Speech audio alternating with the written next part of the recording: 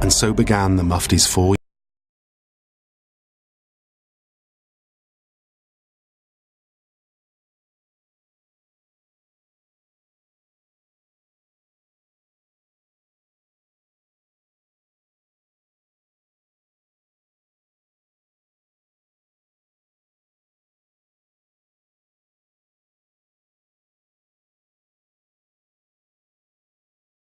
man who was the architect of the extermination of the Jews.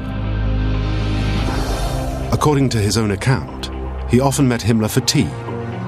On one such occasion, the Grand Mufti had his photograph taken with him.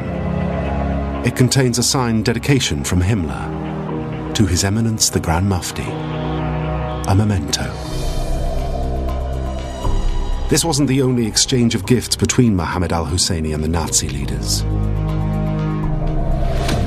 The Grand Mufti even went to such lengths as having a Persian rug specially made for the Führer himself.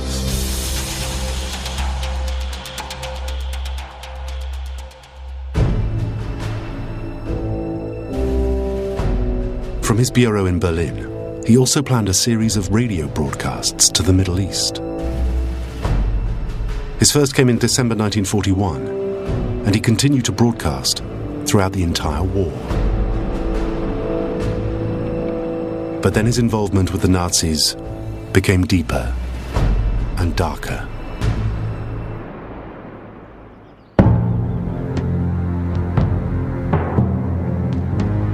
In 1942, Himmler's deputy Reinhard Heydrich convened a meeting of Nazi officials who met here at Wannsee, near Berlin. At the meeting, the Nazi hierarchy launched their project to deal with the millions of Jews in Europe. They rubber-stamped the plan which became known as the final solution to the Jewish problem.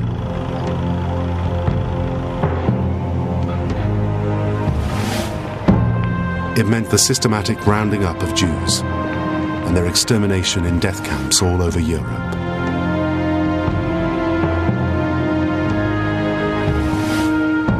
So what did the Grand Mufti really know of the Nazis' plans?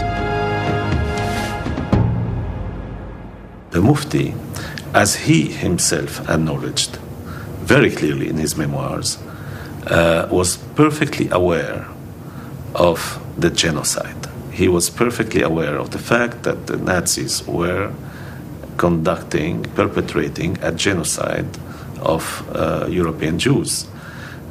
He tells himself in his memoir the story of his encounter in July 1943 with Himmler, during which Himmler told him that Germany was in the process of exterminating the Jews and had already killed 3 million of them.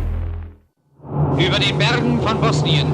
Deutsche Kampfflugzeuge zerstören die Schlupfwinkel kommunistischer Banditen.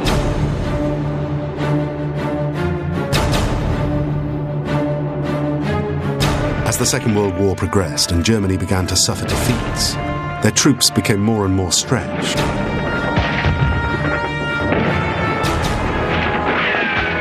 One area of conflict where there was a desperate need for military support was the Balkans.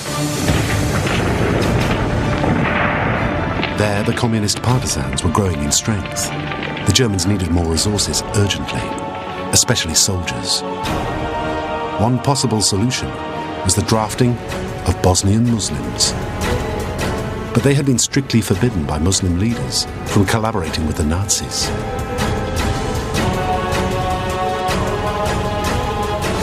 So the German authorities turned to their trusted Muslim voice, the Grand Mufti, to exert pressure on the power brokers in the region.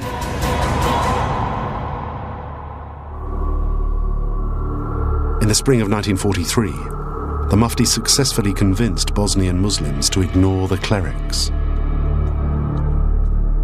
By doing so, he played a major role in establishing a new unit of the SS, the most feared and fanatical part of the German armed forces.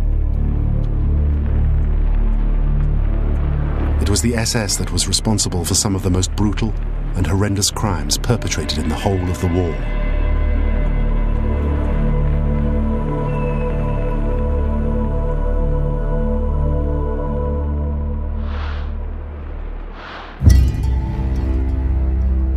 unit that the Grand Mufti helped set up became known as the 13th Waffen-SS Mountain Division and consisted almost entirely of Muslims.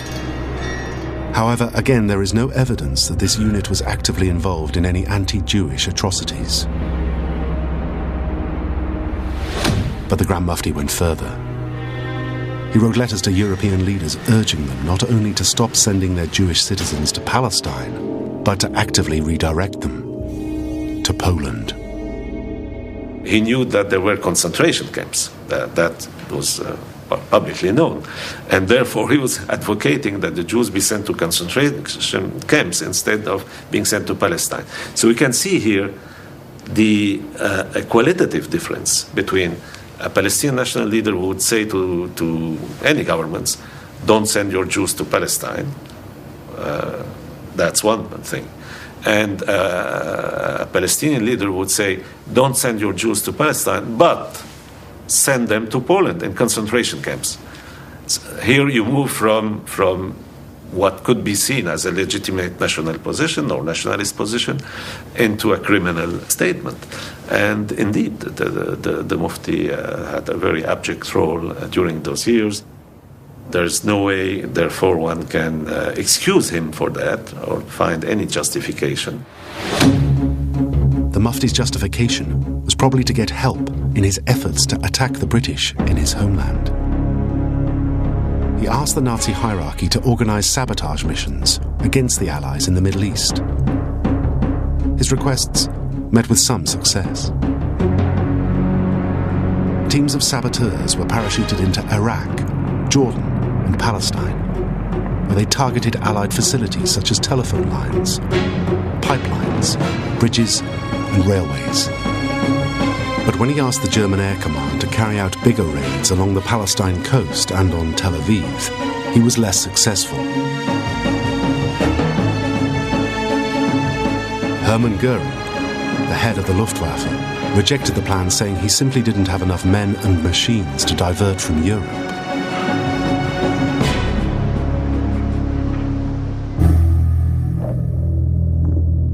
But despite being let down by the Nazi hierarchy that he had come to trust, he continued to throw his support behind them.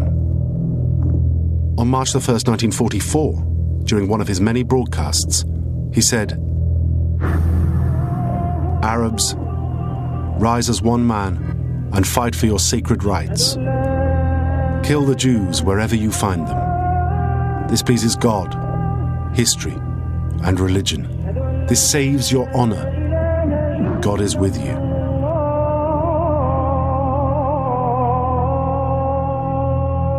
We are not here dealing with, let's say, a kind of average nationalist leader fighting for the independence of his nation, for the liberation of his nation, and willing to make some tactical compromises or alliances for that purpose. No, we are dealing with somebody who believed in a real convergence between himself and what he represented and the Nazis on the terrain of anti-Semitism.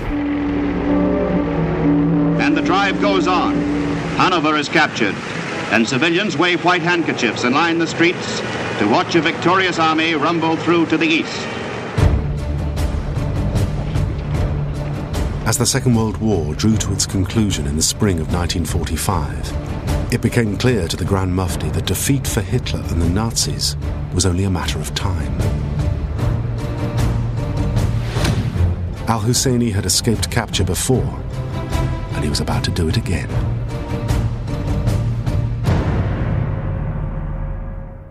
This is the defeat of Germany.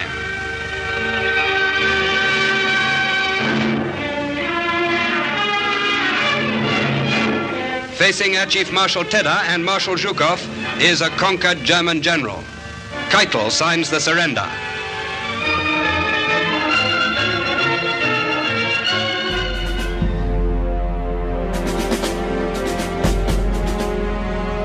Just a day after Germany surrendered to the Allies, Al-Husseini boarded a plane for neutral Switzerland. But he was denied political asylum and moved swiftly on to Paris. A year later, in the spring of 1946, the Grand Mufti's actions during the war were examined at the Nuremberg trials. The Mufti was not indicted as part of the Nuremberg tribunal and all that. There wasn't enough evidence accumulated against him, despite the efforts of course, the Zionist movement.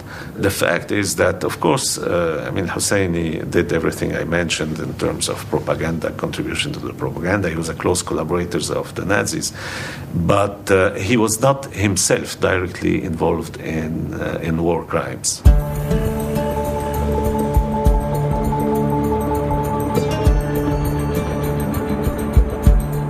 Now the Grand Mufti beat one more hasty retreat, this time to the Egyptian capital Cairo, where he was finally given political asylum and a hero's welcome.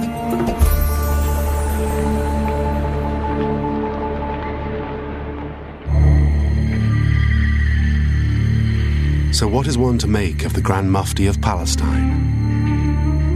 To some, he was simply a committed nationalist religious leader, one who was driven into the arms of the Germans by an unsympathetic British government, which repeatedly let him and his people down.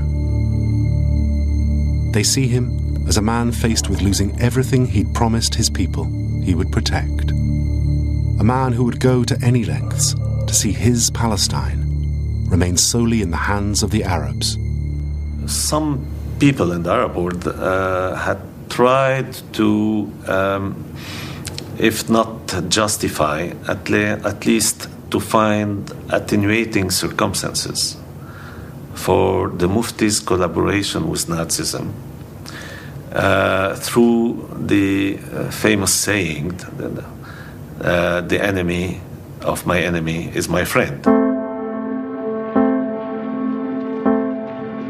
But to others, his relationship with the Nazis is damning.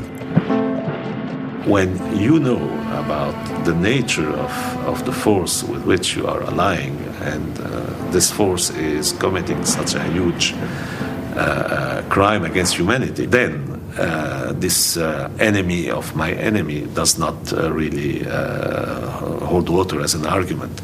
The abjection, the abomination of collaborating with such a regime is clear.